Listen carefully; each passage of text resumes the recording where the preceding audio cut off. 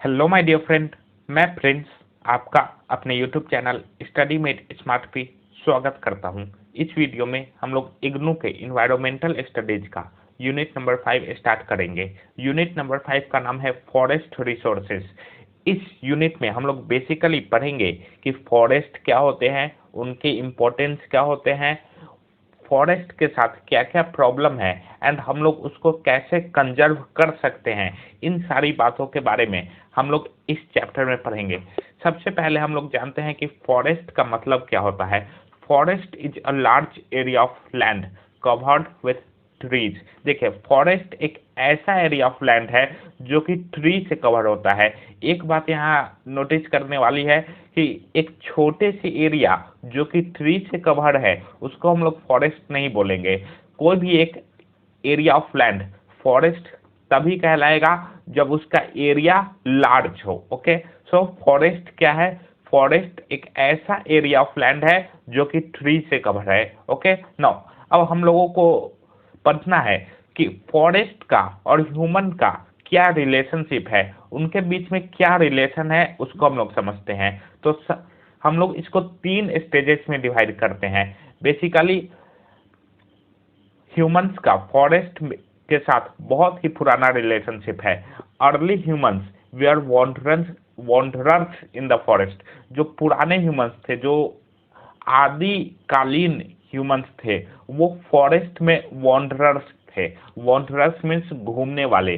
वो लोग फॉरेस्ट में घूमते थे एंड उसी से अपना लाइवलीहुड जीते थे। Okay, later human beings started settled life by clearing forest. उसके बाद क्या हुआ? जैसे जैसे ह्यूमन लाइफ डेवलप होना शुरू हुआ, ह्यूमन बींग्स फॉरेस्ट को काटना शुरू किए और फॉरेस्ट के एरिया पे रहना शुरू किए, अपना लाइफ फॉरेस्ट के आसपास ही डेवलप करना शुरू किए। Okay, after industrial revolution in the 19th century human began to exploit forest without considering its negative impact. देखिए, सबसे पहले ह्यूमंस फॉरेस्ट में घूमते थे, उसके बाद ह्यूमंस ने फॉरेस्ट को क्लियर करके, फॉरेस्ट को काट के उस एरिया पे रहना शुरू किया। लेकिन 19th सेंचुरी में जब इंडस्ट्रियल रेवोल्यूशन हुआ तो ह्यूमंस ने फॉरेस्ट को बहुत ही ज़्यादा एक्सप्लॉइट किया, उस फॉरेस्ट रिसोर्सेज का बहुत ही ज़्यादा यूज किया, बिना उसका निगेटिव इम्पैक्ट देखे हुए कि अगर फॉरेस्ट को हम लोग बहुत ही ज़्यादा यूज करेंगे तो फॉरेस्ट खत्म भी हो सकते हैं एंड उसका निगेटिव इम्पैक्ट हमारे इकोनॉमी, हमारे इन्वायरमेंट, हमारे सोसाइटी पे पड़ सकता है। ओके, सो 3 स्टेजेस हैं ह्यूमन फॉरेस्ट रिलेशनशिप में। सबसे पहला, ह्यूमंस फॉरेस्ट में वॉन्डरर्स थे। उसके बाद ह्यूमंस ने फॉरेस्ट को क्लियर करके फॉरेस्ट के प्लेस पे अपना लाइफ सेटल डाउन करना शुरू कर दिया एंड 19th सेंचुरी के बाद ह्यूमंस ने फॉरेस्ट का बहुत ही ज़्यादा एक्सप्लॉइटेशन किया। ओके, नाउ नेक्स्ट हम लोगों को देखना है forest as resources. Forest as resource समझने से पहले हम लोगों को समझना पड़ेगा कि रिसोर्स क्या होता है। रिसोर्स बेसिकली वो सारी चीज़ें होती है जिनसे हम लोगों को बेनिफिट मिले, ऐसी सारी चीज़ों को हम लोग रिसोर्स बोलते हैं। फॉर एग्जाम्पल, एक स्टूडेंट के लिए एक बुक रिसोर्स है क्योंकि उससे उसको बेनिफिट मिलता है। सो रिसोर्स वो सारी चीजें हैं जिनसे बेनिफिट मिलता है। अब फॉरेस्ट कैसे रिसोर्सेज हैं? तो सबसे पहला, forest provide us wide variety of commodity like timber, fuel wood, fruits and many types of material used in industries. देखिए, फॉरेस्ट हम लोगों को बहुत सारे प्रोडक्ट्स देती है, लाइक वो टिम्बर हम लोग को देती है, फ्यूल वुड देती है, फॉरेस्ट से हम लोगों को फ्रूट्स मिलते हैं, साथ ही साथ इंडस्ट्री में यूज होने वाले बहुत सारे मटेरियल फॉरेस्ट से मिलते हैं। ओके, सो फॉरेस्ट हमारे लिए एक रिसोर्स है। Next, a great variety of animals and birds live in forest, hence it helps in maintaining biodiversity. देखिए, फॉरेस्ट में बहुत सारे प्रकार के प्लांट्स एंड एनिमल्स पाए जाते हैं, हेंस ये बायोडाइवर्सिटी को प्रोटेक्ट करने में हेल्प करते हैं।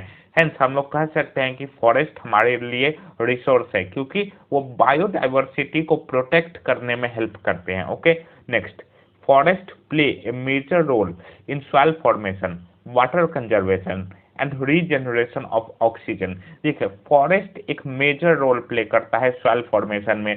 जो टॉप लेयर ऑफ सॉइल होता है दैट इज फर्टाइल सॉइल, उसका फॉर्मेशन करने में फॉरेस्ट हेल्प करता है। साथ ही साथ फॉरेस्ट वाटर कंजर्वेशन में भी हेल्प करता है। ये सारी चीजें फॉरेस्ट कैसे करता है इसके बारे में हम लोग आने वाले सेक्शन में पढ़ेंगे। ओके, साथ ही साथ फॉरेस्ट ऑक्सीजन जनरेशन में भी हेल्प करता है बिकॉज फॉरेस्ट में बहुत सारे ट्रीज होते हैं एंड ट्रीज ऑक्सीजन जनरेशन करते हैं, हेंस फॉरेस्ट ऑक्सीजन जनरेशन में भी हेल्प करता है। आई होप आप लोगों को फॉरेस्ट रिसोर्स की वो क्लियर होगा क्योंकि ये हम लोगों को बहुत सारी बेनिफिट प्रोवाइड करते हैं। ओके, नाउ नेक्स्ट हम लोगों को देखना है कि फॉरेस्ट बहुत सारे फंक्शन हम लोगों के लिए परफॉर्म करते हैं। उन सारे फंक्शन को हमने 3 कैटेगरी में डिवाइड कर दिया, economic, ecological and social. Economic में वो सारे फंक्शन आएंगे जिससे कि हम लोगों को फाइनेंशियल बेनिफिट मिलता हो। इकोलॉजिकल में वो सारे फंक्शन आएंगे जिससे हम लोगों को इन्वायरमेंटल बेनिफिट मिलता हो, इन्वायरमेंट को प्रोटेक्शन मिलता हो। वो सारे फंक्शंस इकोलॉजिकल फंक्शन में आएंगे। एंड सोशल फंक्शन में वो सारे फंक्शन आएंगे जिससे कि हम लोगों को कल्चरल एज ए सोसाइटी हम लोगों को बेनिफिट मिलता हो। वो सारे फंक्शन सोशल फंक्शन में आएंगे। सबसे पहले हम लोग इकोनॉमिक सिग्निफिकेंस या इकोनॉमिक फंक्शन देख लेते हैं। Forest provide us a large variety of product like wood, wax, honey, fruit etcetera, hence it play a very important role in the economy. देखिए फॉरेस्ट हम लोगों को बहुत सारे प्रोडक्ट देते हैं लाइक वुड, वैक्स हम लोगों को फॉरेस्ट से मिलता है, हनी, फ्रूट्स, ये सारे कुछ ऐसे मटेरियल्स है, कुछ ऐसे चीजें हैं जो कि हम लोगों को फॉरेस्ट से मिलती हैं। एंड ये सारी चीजें किसी भी इकोनॉमी में बहुत ही इंपॉर्टेंट रोल प्ले करती है, हेंस फॉरेस्ट का एक इकोनॉमिक सिग्निफिकेंस है। अब यहाँ पे आप लोगों को बतलाया गया है कि हम लोग फॉरेस्ट को बहुत ही बुरी तरीके से एक्सप्लॉइट करते हैं एंड उसमें उसका यूज बहुत ही बुरी तरीके से करते हैं जिसके कारण कि हम लोगों का फॉरेस्ट एक्सप्लॉइट हो रहा है, वो खत्म हो रहा है। सो हम लोगों को फॉरेस्ट को सस्टेनेबली यूज करना है जिससे कि फॉरेस्ट लॉन्ग टर्म में भी हम लोगों को हेल्प कर सके। It is to be noted that these substances should be harvested sustainably so it can enhance long term resource value of the forest। हम लोगों को इन सारे रिसोर्सेज को बहुत ही सस्टेनेबली हार्वेस्ट करना है। सस्टेनेबली मीन्स क्या कि हम लोगों को ऐसे हार्वेस्ट करना है कि प्रेजेंट का नीड्स भी पूरा हो, साथ ही साथ फ्यूचर का भी नीड्स पूरा हो। हम लोगों को फॉरेस्ट रिसोर्सेज को ऐसे हार्वेस्ट करना है, इससे क्या होगा कि फॉरेस्ट का लॉन्ग टर्म में वैल्यू उसका बढ़ेगा। फॉरेस्ट को हम लोग एक लॉन्ग टर्म रिसोर्स के तौर पे यूज कर सकेंगे। ओके, आई होप आप लोगों को इकोनॉमिक सिग्निफिकेंस क्लियर होगा। नाउ नेक्स्ट हम लोगों को देखना है इकोलॉजिकल सिग्निफिकेंस क्या है फॉरेस्ट का। Forest have a vital ecological significance. It perform various function like moderation of climate, supporting natural ecological system and protection of biodiversity. देखिए फॉरेस्ट का बहुत ही ज़्यादा इकोलॉजिकल सिग्निफिकेंस है। इकोलॉजिकल मीन्स इन्वायरमेंट के related जो भी चीज़ें होती है उनको इकोलॉजिकल कहते हैं। सो फॉरेस्ट का इन्वायरमेंट के लिए भी बहुत ही ज़्यादा इम्पोर्टेंट रोल होता है।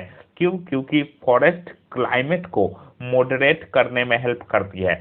फॉरेस्ट की वजह से ही क्लाइमेट का जो रेट होता है वो कम होता है। साथ ही साथ फॉरेस्ट बायोडाइवर्सिटी को भी प्रोटेक्ट करने में हेल्प करती है। ये सारी चीजें कैसे करती है फॉरेस्ट अभी हम लोग देखेंगे। चलिए सबसे पहले हम लोग देख लेते हैं कि फॉरेस्ट क्लाइमेट को कैसे मॉडरेट करती है। ओके, देखिए forest stabilize global climate by influencing natural cycle like hydrological cycle and carbon cycle. देखिए फॉरेस्ट क्लाइमेट को मॉडरेट करती है। कैसे? क्योंकि फॉरेस्ट की वजह से बहुत सारे नेचुरल साइकिल्स इफेक्ट होते हैं जैसे कि हाइड्रोलॉजिकल साइकिल और कार्बन साइकिल फॉरेस्ट से बहुत ही ज़्यादा इन्फ्लुएंस होते हैं एंड उससे कि हम लोगों का जो क्लाइमेट होता है वो मॉडरेट होता है। अब हम लोग देखते हैं कि हाइड्रोलॉजिकल साइकिल फॉरेस्ट से कैसे इन्फ्लुएंस होता है। Okay, spatial as well as temporal pattern of rainfall is greatly influenced by forest. देखिए, जो रेनफॉल का पैटर्न है वो फॉरेस्ट पे बहुत ही ज़्यादा डिपेंड करता है। अगर फॉरेस्ट घना होगा, फॉरेस्ट का डेंसिटी अच्छा होगा, तो रेनफॉल भी अच्छा होगा। लेकिन अगर फॉरेस्ट का डेंसिटी अच्छा नहीं हो तो रेनफॉल भी अच्छा नहीं होगा। how much of water is retained in the soil and how much flows away also depend on tree cover। एक बात और कि सॉइल में कितना वाटर रिटेन होगा ये भी ट्री कवर पे डिपेंड करता है, एंड ट्री कवर फॉरेस्ट का पार्ट है। सो फॉरेस्ट हाइड्रोलॉजिकल साइकिल को बहुत ही ज़्यादा इन्फ्लुएंस करती है। सो हम लोगों को फॉरेस्ट को प्रोटेक्ट करने की ज़रूरत है, जिससे कि हाइड्रोलॉजिकल साइकिल पे इम्पैक्ट उसका अच्छा जाएगा। एंड अगर हाइड्रोलॉजिकल साइकिल अच्छे तरीके से हमारे इकोसिस्टम में हो पाएगा तो हमारा ग्लोबल क्लाइमेट भी अच्छे से मेंटेन रहेगा। ओके, नाउ नेक्स्ट हम लोगों को देखना है influence of forest on carbon cycle. Carbon cycle forest से कैसे इन्फ्लुएंस होता है इसके बारे में हम लोगों को देखना है। Forest act as a major carbon sink. देखिए, फॉरेस्ट एक मेजर कार्बन सिंक के तौर पे एक्ट करता है, जिससे कि कार्बन फॉरेस्ट रिटेन कर लेता है, जिससे कि ग्लोबल क्लाइमेट नहीं बढ़ता है। अभी आप लोगों के मन में ये क्वेश्चन आ रहा होगा कि कार्बन सिंक क्या होता है। So carbon sink is a natural और artificial reservoir that accumulate and store carbon containing compound. देखिए, कार्बन सिंक क्या होता है। कार्बन सिंक एक ऐसा रिजर्वायर है, रिजर्वायर वो नेचुरल भी हो सकता है एंड आर्टिफिशियल भी हो सकता है। नेचुरल रिजर्वायर क्या होता है, फॉरेस्ट। फॉरेस्ट नेचुरल रिजर्वायर है कार्बन सिंक का, लेकिन अभी कुछ समय से आर्टिफिशियल रिजर्वायर भी बन रहे हैं कार्बन के, जिससे कि हम लोग कार्बन को रिजर्व कर सकते हैं एंड उसको एटमॉस्फेयर में नहीं जाने दे सकते हैं। सो अभी हम लोग नेचुरल कार्बन सिंक के बारे में बात करते हैं। सो फॉरेस्ट कार्बन को एब्जॉर्ब कर लेता है, जिससे क्या होता है कि जिससे कार्बन डाइऑक्साइड का मात्रा जो होता है वो इकोसिस्टम में कम हो जाता है।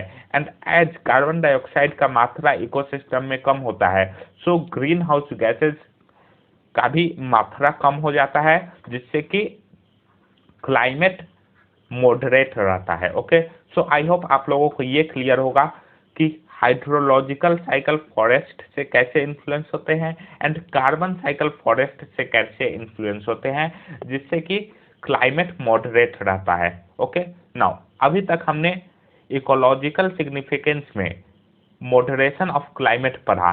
नाउ अब हम लोगों को नेक्स्ट टॉपिक पढ़ना है कि फॉरेस्ट बायोडाइवर्सिटी को कैसे प्रोटेक्ट करते हैं। Okay, forest provide ideal condition for survival and growth of living organism. देखिए, फॉरेस्ट किसी भी स्पीसी के लिए, किसी भी प्लांट या एनिमल के लिए एक आइडियल कंडीशन प्रोवाइड करते हैं, जिससे कि कोई भी प्लांट एंड एनिमल एक इकोसिस्टम में सर्वाइव कर सके। फॉरेस्ट में वाटर प्रेजेंट होता है, लैंड प्रेजेंट होता है, एक फर्टाइल लैंड प्रेजेंट होता है जिससे कि प्लांट्स ग्रो कर सके, फूड प्रेजेंट होता है। सो फॉरेस्ट एक आइडियल कंडीशन प्रोवाइड करता है जिससे कि plants as well as animals develop कर सके, उनका लिविंग हो सके। सो फॉरेस्ट एक आइडियल कंडीशन प्रोवाइड करता है। The number of species per unit area is much greater in forest than any other terrestrial ecosystem. देखिए, फॉरेस्ट में जो number of species per unit area है वो किसी भी टेरेस्ट्रियल इकोसिस्टम में सबसे ज़्यादा है, चाहे वो पॉन्ड हो या फिर कोई एक इंडस्ट्रियल एरिया हो। जो number of species per unit area forest में है वो कहीं नहीं है। ओके, यहाँ पे आपको एक एग्जाम्पल से समझाया गया है। Tropical rain forest cover less than 7% of land but accounts more than 50% of known species. About 62% of known plants are found in these regions। देखिए, ट्रॉपिकल रेन फॉरेस्ट हमारे पूरे अर्थ का मात्र 7% कंट्रीब्यूट करता है, लेकिन वहाँ पे जो स्पीसीज रहते हैं वो पूरे प्लानेट में जितने भी स्पीसी है उसका more than 50% species more than 50% types of species tropical rain forest में रहते हैं। More than 62% of species means animals, यहाँ स्पीशीज कहने का मतलब क्या है, animals. More than 62% type of animals tropical rain forest में पाए जाते हैं। एंड जितने भी प्लांट्स है, सॉरी, यहाँ पे more than 50% of animals tropical rain forest में पाए जाते हैं and more than 62% of plants tropical rain forest में पाए जाते हैं। ओके, आई होप आपको क्लियर होगा। मुझे बताने में थोड़ी सी गलती हो गई थी। यहाँ पे 50% से ज़्यादा एनिमल्स ट्रॉपिकल रेन फॉरेस्ट में पाए जाते हैं एंड 62% से ज़्यादा प्लांट्स ट्रॉपिकल रेन फॉरेस्ट में पाए जाते हैं, जबकि उनका कवर अर्थ में मात्र 7% है। इससे क्या प्रूफ होता है कि फॉरेस्ट बायोडाइवर्सिटी को प्रोटेक्ट करने में हेल्प करते हैं। ओके, नाउ नेक्स्ट आपको बताया गया है कि फॉरेस्ट इकोलॉजिकल सिस्टम को भी सपोर्ट करते हैं। कैसे सपोर्ट करते हैं, आइए देखते हैं। As mentioned earlier, forest perform certain activity which are crucial for supporting ecological system. Some of these functions are: forest checks soil erosion by preventing the action of wind and water, thereby preserve fertile soil. देखिए, हम लोग अभी पढ़ रहे हैं कि forest कैसे ecological system को सपोर्ट करते हैं। सबसे पहला काम फॉरेस्ट क्या करते हैं कि फॉरेस्ट सॉइल इरोजन को चेक करते हैं। फॉरेस्ट सॉइल इरोजन होने नहीं देते हैं। सॉइल इरोजन क्या होता है, the removal of upper layer of soil. जब भी upper layer of soil remove हो जाता है किसी एरिया ऑफ लैंड से, तो हम लोग उसको बोलते हैं soil erosion. Forest soil erosion को प्रिवेंट करते हैं। ओके, जो फर्टाइल टॉप सॉइल रहता है वो किसी एक एरिया ऑफ लैंड में प्रेजेंट रहता है, जिससे कि प्लांट्स ग्रो कर सके। Okay, now next, it protect watershed and ensure perennial, that is always supply of fresh water. देखिए, फॉरेस्ट वाटर सेट्स प्रोवाइड करते हैं जिससे कि हमेशा वाटर सप्लाई बना रहता है। अगर फॉरेस्ट नहीं रहे तो पेरेनियल सप्लाई ऑफ वाटर नहीं होगा। Okay, now next, forest improve air quality bye absorbing toxic gases.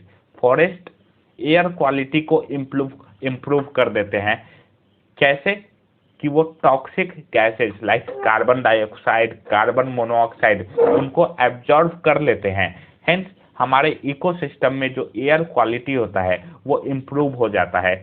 Hence forest air quality improve करने में हेल्प करते हैं। ओके, आई होप आप लोगों को यहाँ तक का मेथड क्लियर होगा। हम लोग इकोलॉजिकल सिग्निफिकेंस में हमने देखा कि फॉरेस्ट क्लाइमेट मॉडरेट करने में हेल्प करते हैं एंड फॉरेस्ट बायोडाइवर्सिटी को प्रोटेक्ट करने में हेल्प करते हैं। साथ ही साथ फॉरेस्ट नेचुरल सिस्टम को भी सपोर्ट करते हैं। बहुत सारे ऐसे नेचुरल प्रोसेसेस होते हैं जो कि फॉरेस्ट के बदौलत ही होते हैं। ओके, नाउ अब हम लोगों को देखना है कि सोशियो कल्चरल सिग्निफिकेंस क्या है। अभी तक हमने इकोनॉमिक सिग्निफिकेंस देख लिया एंड इकोलॉजिकल सिग्निफिकेंस देख लिया। अब हम लोगों को कल्चरल सिग्निफिकेंस के बारे में पढ़ना है। As mentioned earlier, forest have been a part of our social and cultural ethos. Ethos means क्या होता है, a set of belief since the inception of civilization. देखिए, फॉरेस्ट हमारे सिविलाइजेशन के शुरुआत से ही हमारे बिलीफ का पाथ रहे हैं। लाइक हम लोग फॉरेस्ट का पूजा करते हैं। बहुत सारे ट्राइबल सोसाइटी ऐसे होते हैं जो कि फॉरेस्ट में ही रहते हैं एंड फॉरेस्ट में जितने भी पेड़ पौधे होते हैं उनका पूजा करते हैं, उनसे अपना लिविंग लेते हैं, उन्हीं से वो मेडिसिन जनरेट करते हैं। फॉरेस्ट हमारे इथॉस का बहुत ही इम्पोर्टेंट पार्ट है। We find science of cultural bond even in today's modern and materialistic life.